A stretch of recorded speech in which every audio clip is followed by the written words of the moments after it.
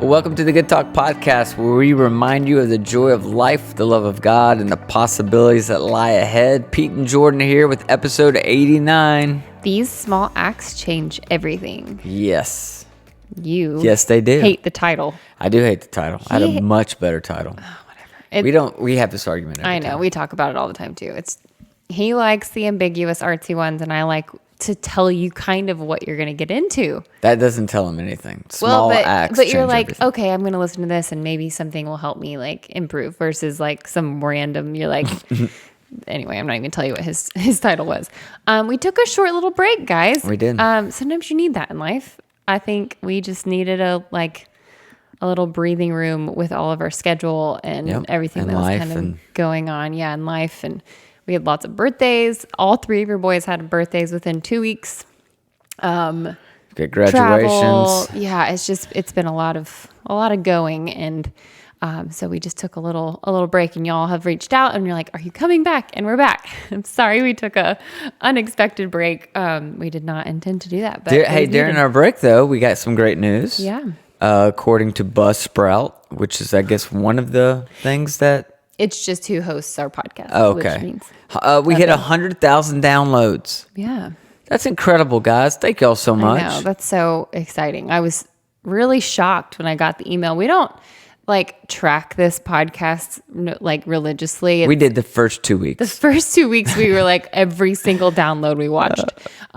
But now we just we put them out there in the world and hope it's helpful. And we're really bad about promoting it. We do no promotion. No. We used to send out email blasts and post it on our socials. We have to get better about that, by the way. We did. Anyway. We've never done the two things that tend to grow podcasts. Number one is paid advertisements, which we've never run a single paid advertisement at all. The second is bringing on guests, because that makes sense. You bring on guests, they have a following, they share the podcast, their followers hear about it. That just has never been our strategy. We understand that strategy works. Yeah. For us, it's just been a chance to have a conversation between the two of us. And every once in a while, maybe once a year, we have a guest on. But for the most part, it's just you and I chatting. So it kind of breaks all the rules. So we realize this is you guys. I mean, y'all sharing it, Yeah. that always is so incredibly helpful, and that's what helped us get here. So we got the grateful. little award, but really it goes to you guys for listening and sharing. So thank you for doing that. Thank you so much. And we apologize for being MIA for a month. Yeah, it's all right. We've got Mother's Day coming up this weekend. Yes, we do. So if you're listening now, it's coming up. Are on you excited? Sunday. This is your second one. I know. I really liked Mother's Day last year. You got me breakfast in bed and flowers and a gift, and then we went to lunch. I'm an experience person. Yes, I love experiences, but I also love gifts. My love language is gifts. Yeah. Okay. Honest moment. On a scale of 1 to 10, where would you put 10 being amazing gift giver, 1 being you're terrible, you don't even try? Where would you say I fall? Oh, you have a lot of gifts personally that you excel in. Yeah. You do not excel in gift giving. Give me a number between 1 and 10. Is this if you're picking out the gift on your own? Yeah, just me. Just rate me. Probably a 2 or a 3. Oh my gosh. I would have thought 7. Are you serious? Yes. My gifts aren't that bad. That's what I'm saying. They're thoughtful, kind of. But then it's you just don't have the best taste in women's stuff, which is fine. I don't expect you to. Yeah. But maybe I need to develop a call list for me. Here's 5 people I should call before I buy Jordan a gift. Yeah, I mean, I think about the gifts that you've given me that have been the best. One's my engagement ring, which my best friend helped you pick out, right? She did. And then the other one is our Peloton, which was not a normal gift. That was kind of a post-baby birthday big gift. I specifically asked for it. So I don't know that you've ever surprised me with a gift that I was like, wow, he really nailed it. I am shocked I'm right sorry. now. This sounds really bratty. I I shouldn't have asked if I wasn't prepared to hear that. Wow. So anyways, I told him this year for Mother's Day, don't worry about a gift. I just like experiences. in advance, we've already went out to eat once to celebrate Mother's Day because we're going to be out of town. And I broke the rules. I got you a couple great gifts that I'm sure you're going to cherish for a lifetime. I can't wait. I'll let you guys know next week what. Hopefully, I move from a 2 or a 3 up to like a 5 or a 6. Maybe you're a 4. Maybe a 2 or 3 is pretty harsh, but maybe you're a 4. Anyways, wish me luck, you guys. Yeah. One day Pepper will be able to pick it out. No, you'll be okay then. Yes. All right. So these small acts change everything. Yeah, we're actually talking about small acts of kindness. My favorite. And it is a huge favorite of yours. And I kind of ran across a couple studies that have done some in-depth research on how this impacts us. So I want to talk a little bit about like why, and then also how it impacts us, and also why we don't do it as often as like we think we would. But let's start by this. If you're listening to this right now, I want you to think about a moment where someone showed you we'll call it a random act of kindness. Like out of the blue, you got a text message from a friend that you haven't talked to in a year, and they were genuinely just following up, checking on you, see how you're doing. You're in a grocery store and someone compliments you on the outfit you have on. Or someone randomly drops by your house with some flowers or a small gift. I had lunch with a buddy today, and out of nowhere, he brought a little gift for me. Just a small gift. And you went to lunch for his birthday. Yeah, I know. Oh gosh, I am a bad gift giver. People even give gifts to me before I have expecting a gift. I took him to lunch. That was the gift. Oh. And I'm buying him a book. Oh, great. Okay. No, anyway. but anyway, it was just a small gift. Yeah. I obviously wouldn't expect to get since it's his birthday. But I was like, it took a minute, right, to think about that again and just give it to me. Mm-hmm. So I want you to think about that moment, right, that you received the random gift, you got the card in the mail, somebody shot you a text message, you got some flowers, somebody compliments you in the airport or the grocery store or wherever, and think about how that made you feel. Can you think of one recently, a small act of kindness somebody did for you? Yeah. I feel like a lot of times people are just kind, but I go to Chick-fil-A every Friday with Pepper. Yep. It's like her and I, like our date day. We just go to Chick-fil-A, and the same staff is there every Friday. They're so sweet. Obviously, it's Chick-fil-A, so you kind of expect that. But there's this woman who works there who every single time goes above and beyond, what I would expect anyone to even do at a restaurant. Just small acts of kindness. Yeah, and she, I walk in and she sees me carrying Pepper, and she goes and gets the high chair for me and puts it at the table she knows I like to sit at, and puts out the placemat, and she just overserves. Yeah. And I'm not the only one she does that for, but yeah, that's something I always cherish because she has 7 kids herself. I know her now, but she has 7 kids herself. So she knows, that's going to be hard for her to do, so I always feel really seen and cared for there. I love that. I love that. I think recently I spoke somewhere and I got a handful of emails from people, but not just like, hey, great talk, but here's how that talk impacted me. Mm-hmm. Here's how my life is going to be different. Here's what I'm applying. And there was a season of my life where I won't say ignored, but I skimmed those emails and I focused on the critical ones. Yeah. And for some reason, I feel like I must have just been in a good place to receive those. And that really, it meant a lot to me. Yeah. That somebody went out of their way to look me up, email me some very specific, this how it impacted me. The point being this, I can't think of a time anybody has done a small random act of kindness for me, whether it was an email, a compliment, whatever, that it did not change my mood for the better, that it did not make me feel seen in that moment. Mm-hmm. It's always a positive thing. But what's interesting is a lot of these studies show that there's a couple things that hold us back. Even though we know the benefit of when it happens to us, when we are in a moment where we feel prompted, we see an opportunity, or we get the idea. Like this happens to me a lot when I'm driving. Mm-hmm. I have a little bit of free time. I'm driving. I'm like, you know what? I should really send a note to so-and-so. Mm-hmm. Or I'm reading this book right now and it's awesome. I know so-and-so would love this book. And I get the idea in the car, but then sometimes I don't follow through with it. Yeah. So one of the things that I think holds us back, obviously, from these random acts of kindness when we were prompted to do them is time. Yeah, just busyness. If you're living in a rush, you don't have time to stop in the grocery store and say to somebody, hey, I just noticed what you did for your kid. You're a good mom. You're a good dad, right? You're in too big of a hurry. Or the example I just gave of when you're driving in a car, you think of an idea, and you're like, yeah, I'll do that. But then you get home and you're busy and you don't take the time to send them the book or write them the note. So I think busyness is really hard to be open to following up with random acts of kindness when you're living at warp speed, right? Because everything around you is just functional. You got to get here, you got to get there. Yeah. But in this study, some of the other things that really jumped out at me that hold people back, number one reason people were afraid was that it would obligate them to more. Obligate the giver to more? Yes. So I'll give you an example they used in this article. That if you text that friend you haven't talked to in a year, that you've been thinking about them and ask them how they're doing, that they may come back with, Let's great, get lunch. Hey, could we have lunch next week? And maybe in this season of your life, you don't have time for that. So in order to avoid that possible future obligation, you just choose not to make contact. Yeah. Right? Yeah, I can see that. And I get that.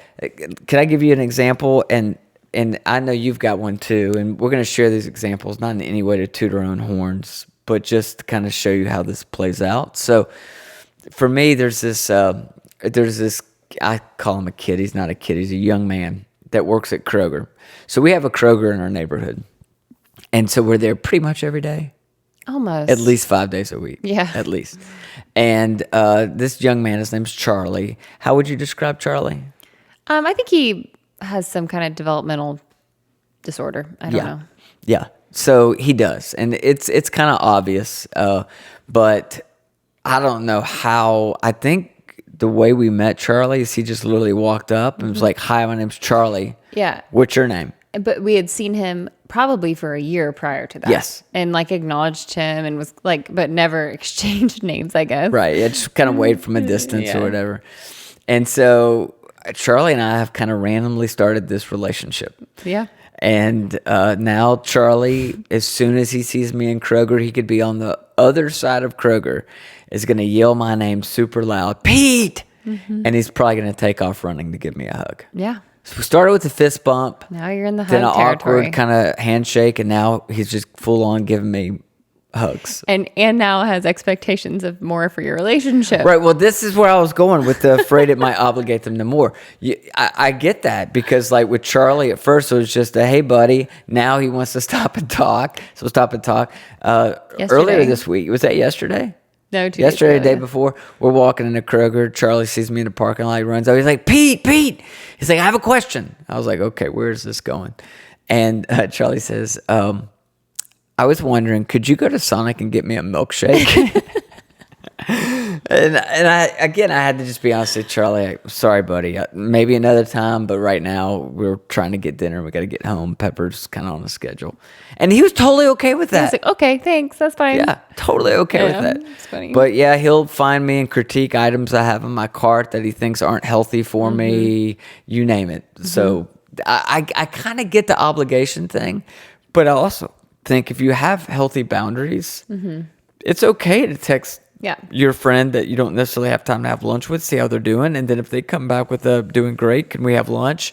Just like I'm sorry, I can't right now. Maybe it doesn't take away from the initial act of kindness. Like I think that still can stand alone. Yes, even if you can't go to dinner, or even if you can't have a 30-minute conversation with Charlie and Kroger or whoever it is, like it still, that act of kindness still changes people. Yes. Even if you can't continue on the long run. Absolutely. Yeah. And so that was a big reason. People were afraid, again, people didn't have time. People were afraid it might obligate them to more. And then the third reason was people completely underestimated how much the act of kindness actually meant. So, you get the idea of, I'm going to tell this random person I like their haircut. I think that looks really cute on you. Whatever it is that people say to one another. Hopefully you don't go up to men and tell them that no, really cute I wouldn't. I was kind of thinking more. It felt like something I was channeling you. It felt like something you would do. Okay. Like in that moment, you're like, they don't care. right? So we tend to kind of, the whole point, the research across multiple studies was the reason that people didn't do it is they just underestimated how people would value that reach out, the random act of kindness, that kind word. And that's what kept people from doing it. Yeah. I was there about a week ago with the same woman at Chick-fil-A. And to be honest with you, I did not even really remember her first name. I knew it was like what it kind of sounded like or what it started with, but I couldn't remember fully her first name. So when I say I know her, I mean, like, I don't know her, right? We have like exchange hellos, right? But I went there last week and I knew she had 7 kids, and she had told me that before because she's always like, I totally understand it's hard when you are out with the kids alone or whatever else. And I have 1, right? And so I feel completely like a rookie here, and she has 7. Anyway, I had felt like days before that, I'd felt like this pull to like give her a small gift for Mother's Day. I know her kids will probably do that, but it was more of a thank you than a happy Mother's Day gift for her. And so it was just a gift card to Target. And so I gave it to her. But before that, I was like, you know what? That probably is inappropriate. Or maybe they're not allowed to accept gifts at Chick-fil-A. Or would this offend her? Or would it offend her? Or like I also had Pepper and I was going to have to go stop somewhere, get her out of the car, go get the gift card, get a card, write in it, all in the car before I get into Chick-fil-A. Like all the logistics were like, you know what? It's not that big of a deal. Like whatever. Because I had felt that pull for days, like it wasn't just like out of nowhere. I had felt it for days. I was like, all right, I'm just going to be faithful to what I felt like I was supposed to be doing. And so I gave her the card. I did not expect her to open it. I thought she would, take it home and open it. But she opened it when I went to Chick-fil-A that day. Not in front of me, but anyway. So she left the table and came back, and she was emotional and just describing to me kind of her financial situation, which I didn't know, of course. But you also assume you've got a lot of kids, like that's expensive, and she works really hard. And but it meant the world to her, and I could tell that. And there's people in our lives that we pass by every single day, and we don't know their stories, but there was something about her that I felt, she just was genuinely grateful. And so that's a great example. Like I could have thought, it doesn't mean much to her, but it changed her whole day and probably more. So that's, again, not to toot horns, but that's a logistical example of like, but then when you feel that. You actually hit all the excuses that people come up with in that study for not doing it in that one encounter. Okay. Yeah. I mean, it's so easy not to do it. That's why it's so meaningful when people do. Do you think women in general are better at this than men? I don't know if that's true. I think maybe it's easier. Actually, I don't know. I don't know if it's... I feel like women do it more often. Like, for instance, I mentioned the friend I had lunch with today who brought me a small gift, but that's pretty rare. But I see, like, with your friends all the time, you take flowers to somebody for a random day. They drop off flowers here for what seems to me like just random. Like, I feel like women are, I don't want to say more naturally inclined, but maybe more comfortable expressing their kindness. That's probably it. It's probably more comfortable. And I also think, and this could be wrong, I love being this person in a friend group, but not that I am that for all my friend groups, but I love that when there's one person like that in a friend group, it does kind of start a chain reaction of that. Like, oh, you had a hard day, here's flowers. And then that person remembers that gift. And then when you have a hard day, they do flowers. Contagious. So yeah, it's that domino effect, I think, of it takes one person, right? And that sounds so cliche, but it really does. Like one person's act of kindness can kind of help someone else see what that means. And so they want to be a part of that change too. I love that. I want to read you this quote because this was out of this article, again, about how we underestimate how much it means. And it says this: when you're doing something for someone else, you're thinking about the thing that you're giving and what its value is. Recipients, on the other hand, are thinking about the warmth associated with the fact that it was given to them by another person out of kindness. So you think, this cup of coffee is not going to mean anything. Obviously, they can afford a cup of coffee. They're in line already to get one. The recipient doesn't just see it as a free cup of coffee. It's functional. The value comes in, somebody else was actually thinking about me. And And so that's why I think sometimes these random acts of kindness, we don't actually engage in them because we are thinking about the value of what we're actually giving, the gift or the words, which actually cost nothing, when the reality is the recipient is processing it much differently. That's so true. You know what I think is interesting about random acts of kindness, the ones that are really random and like you don't even get the chance to be like see how it's seen. received. Yeah. I think that's really life-changing too, because not life-changing, but maybe day-changing, because it almost, instead of putting your hope in a person, it puts your hope in mankind. Yeah. And it's like, wow, someone just has no clue who I am and in front of me at the drive-thru bought my lunch. Like, yep. Starts to make you think maybe all people aren't bad. You know, like I think that has an even grander element of kindness and hope. Yeah. And what this study says is that then that person, the recipient, is statistically more likely to then do an act of kindness for somebody else. Yep. So to your point, what you said earlier about what it does inside of a friend group, I think happens, on even a grander scale in society when people do this. So I love that.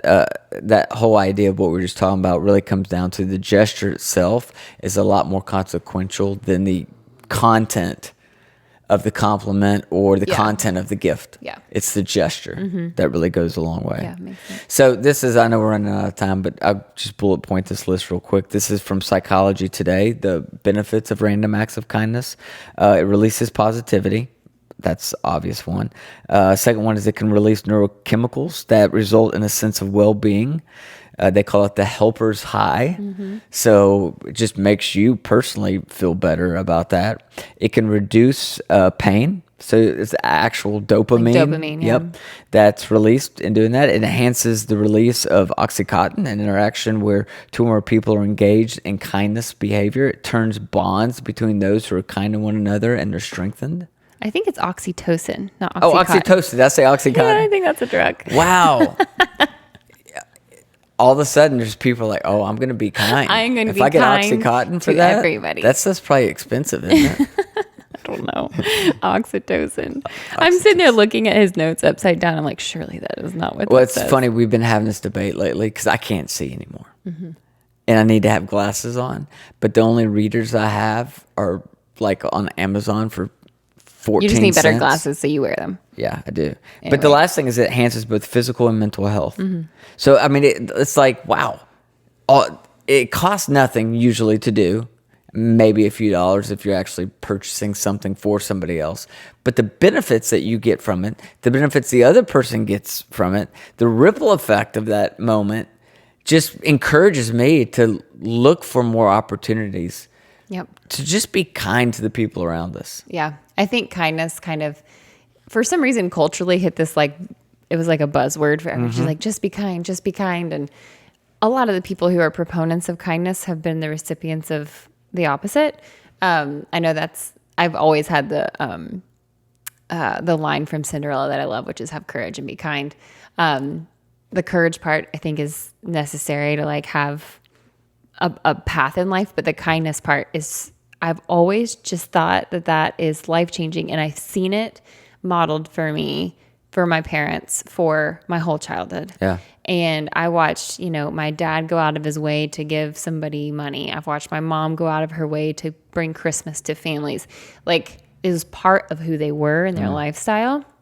And because of that, it just almost became something that I also did. It wasn't even like an intentional thing. Again, not tooting my horn here. It's more just to say, to model that for your kids, to model that for the people around you. That's great. Because it's not just influencing that one person. I can think of times I've seen someone else do something kind, and it probably meant as much to me as to the person that they were doing the kind act for, because you see it and you're like, oh my gosh, that was so kind. That was so sweet. So it is that ripple where, yes, you drop the coin in the water and that's the initial, but then that ripple effect of the people around them seeing it. Maybe they go get on the phone and tell someone else about what happened to them that day. They go on social media and thousands of people hear about it. Like, it just has such potential for impact. And especially if you're a parent, you get to demonstrate that to your kids, and then that becomes who they are and what they value and how they treat people and all of that. So I don't know. I just feel so strongly about it, and I'm grateful that I had that modeled to me as a kid. Yep. And I think, just to kind of wrap this up, for me, what I think about is every time you do a random act of kindness, even to somebody that you don't know at all, there's a connection that's formed. Mm-hmm. Maybe not a deep connection, but a connection's formed. And connection is everything. Yeah. When you think about your overall happiness and purpose in life, connection is everything. Mm-hmm. And now for us, when we're in Kroger, there's a connection with Charlie. Mm-hmm. And I look forward to going in there and him making a big deal about us being mm-hmm. there. When you go into Chick-fil-A now, you're not just going in there and getting lunch. There's a connection that's been formed there that's impacted another human being. And again, connection is everything. Yeah. So my challenge is this week, from the point that whenever you listen to this, right? For the next 7 days, I want you to every day for 7 days look for an opportunity for some random act of kindness. Mm-hmm. It could be leaving a little bit of an extra tip. It could be texting a friend. It could be complimenting somebody, writing a note, whatever. Look for the next 7 days, every day, for one small random act of kindness, which then creates a connection. And connection is everything. And just see what that does for you, what it does for them, and the ripples that it creates in your life and in your world. I love that. I giggled in my head when you said leaving an extra tip, because when Pete and I go to lunch or dinner, sometimes that there is usually, I'd say it only happens about once a month. Yeah. Where I feel like completely convicted. I need to set this person up for life. Not that we can do that. Yeah. And it's never, ever, ever tied to logic or performance of that individual. That's what he gets on to me the most. He's like, they are not good at their job. Anyway. Let's bless somebody who knocks our socks off. But I know that's. But he knows I have a look, and he knows I know every single time. So give your significant other the look when you're at the table, and give them big tips, because I'm a huge fan of that one. Yep. No, I love it. I love the challenge. I love the 7 days. Again, it's a habitual thing, kind of. Yep. It becomes part of what you're thinking about. And so obviously, becomes contagious. Yeah, I was going to say, you do it for 7 days, and then it becomes something you're known for. And I think that's awesome. Yep. And if you don't think you have time to do it, then your life's out of balance. Slow down. We'll do that podcast another time. I was going to say, that's a whole other one.